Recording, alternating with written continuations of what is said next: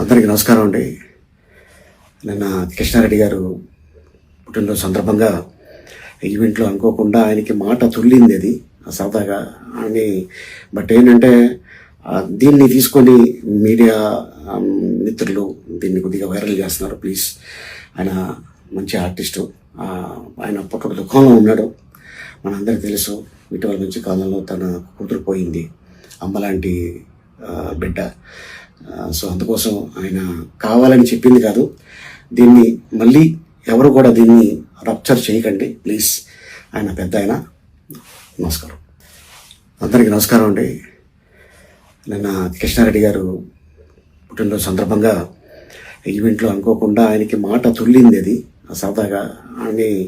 But ఏంటంటే దీన్ని తీసుకొని మీడియా మిత్రులు దీన్ని కొద్దిగా వైరల్ చేస్తున్నారు. ప్లీజ్, ఆయన మంచి ఆర్టిస్టు, ఆయన పుట్టక దుఃఖంలో ఉన్నాడు.